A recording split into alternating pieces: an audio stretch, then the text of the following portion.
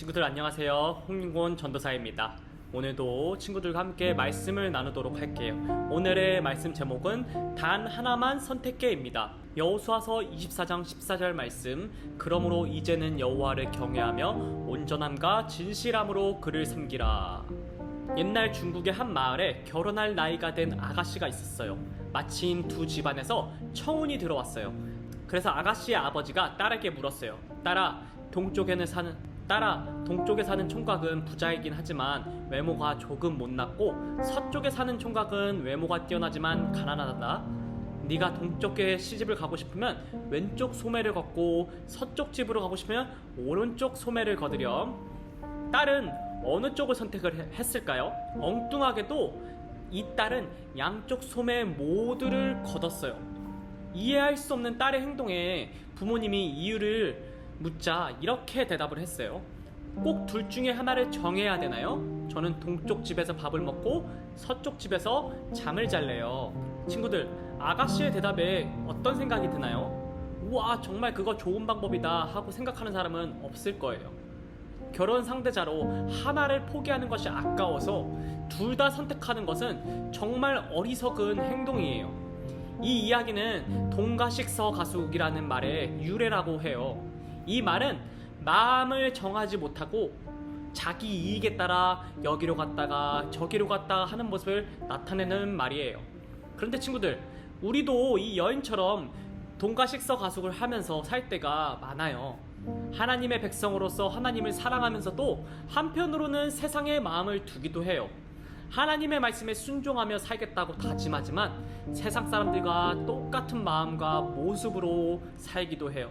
이런 우리가 더 이상 하나님과 세상 사이에서 왔다 갔다 하면서 동가식서 가숙하지 않으려면 어떻게 해야 될까요? 이 질문에 대한 답이 바로 하나님 말씀에 있어요. 오늘 여호수아와 이스라엘 백성의 이야기를 통해 하나님은 우리에게 이렇게 말씀하세요. 함께 읽어볼게요. 오직 하나님만 섬겨요. 여리고 전투 이후에 이스라엘 군대는 가나안과의 전쟁에서도 승리했어요. 가나안 군대가 아무리 뛰어난 계략을 세우고 다 함께 모여 힘을 합쳐도 이스라엘 군대와는 상대가 되지 않았어요. 하나님이 이스라엘 군대와 함께 싸우셨기 때문이에요. 이스라엘은 12지파가 있었죠. 그들은 가나안 땅을 얻기 위해 모두 힘을 모아서 싸웠어요. 이제 그들은 함께 싸워 얻은 땅을 나눠 가질 시간이 되었어요. 그들은 함께 모여 제비를 뽑아요. 각 지파는 하나님이 주신 땅으로 가서 그곳에서 이제 머물러 살아야 됐어요. 이스라엘 백성은 각자 받은 땅에 머물면서 꼭 해야 하는 일이 있었어요. 바로 그곳에 남아있는 가나안 사람들과 싸워서 그들을 모두 쫓아내는 것이었어요. 그렇게 하지 않으면 이스라엘 백성이 가나안 사람들과 똑같이 죄에 오염될 수 있었기 때문이에요. 하나님은 이스라엘 백성이 거룩함을 지키기를 원하셨어요. 하지만 하나님이 원하시는 뜻을 잊어버린 채 가나안 사람과 싸우지 않고 그들의 방식을 따라가려는 이스라엘 사람들이 굉장히 많았습니다. 나이가 많이 든 여호수아는 죽기 전에 백성들에게 꼭 하고 싶은 말이 있었어요. 그래서 모든 백성들에게 세겜이란 땅에서 모이게 했어요. 그리고 하나님 말씀을 그들에게 전합니다. 하나님이 이렇게 말씀하셨습니다. 나는 너희 조상 애굽에서 인도해냈다. 또한 너희를 인도하여 여리고를 정복하고 이곳에 살게 하였다. 지금 너희가 살고 있는 땅에서 너희에게 준 것은 바로 나다. 하나님이 이스라엘 백성을 구원하여 가나안 땅으로 인도하신 목적은 여호와 하나님이 이 세상에서 유일한 신이라는 것을 그들을 통해 알리기 위해서예요. 그래서 여호수아는 아주 강력하게 백성들에게 선포했어요. 여러분, 하나님만 온전히 섬겨야 됩니다. 여러분의 조상들이 섬기던 애굽 신들이나 가나안의 신들을 모두 치워버리십시오. 만약 하나님을 섬기지 원치 않으면 다른 신을 택하십시오. 그러나 오직 나와 우리 집만은 하나님을 섬길 것입니다. 이에 백성들은 마음을 모아서 이렇게 대답을 했어요.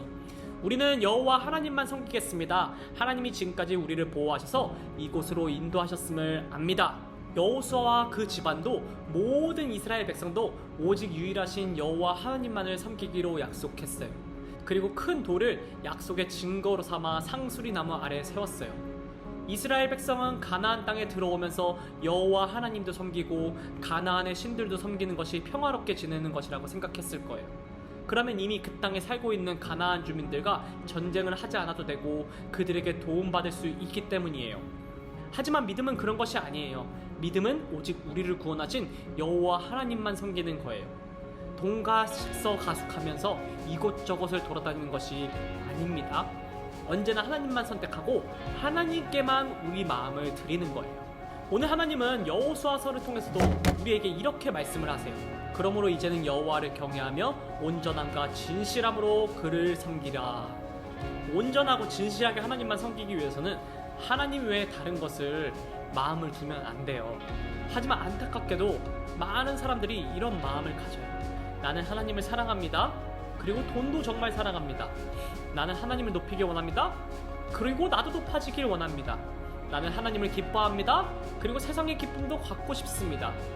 이런 마음은 하나님을 섬기는 마음이 아니에요. 온전하고 진실하게 하나님을 섬기는 마음이란 하나님만 있으면 다른 것은 없어도 괜찮아요 하고 고백하는 마음이에요. 이런 마음과 결단으로 오직 하나님을 섬기는 하나님의 자녀가 되길 축복해요. 함께 읽어볼까요? 오직 하나님만 섬겨요. 아멘. 전도사님이 기도하고 마무리하도록 하겠습니다. 사랑해 주님 감사합니다. 하나님, 이제 이스라엘 백성에게 각 땅을 분배해 주셨는데 그곳에는 아직 가나안 사람들이 살고 있었어요. 이제 그들을 몰아내야지 하나님이 주신 가나안 땅을 온전히 차지할 수 있었는데요. 우리의 마음 가운데 가나안의 우상들과 하나님을 같이 섬길 수 없음을 봐요. 우리 마음속에 자리 잡고 있는 우상과 재물과 여러 가지 것들을 하나님 우리가 치워버리게 하셨고 온전히 하나님만 섬기는 우리 마음에 귀한 하나님의 성전으로 가득한 그러한 예배자가 될 수 있도록 주님 도와주세요. 하나님을 경외하며 온전한 마음으로 진실한 마음으로 하나님만을 섬기게 되길 원해요. 주님이 일하여 주셨고 성령님 나의 마음 가운데 항상 함께하여 주세요.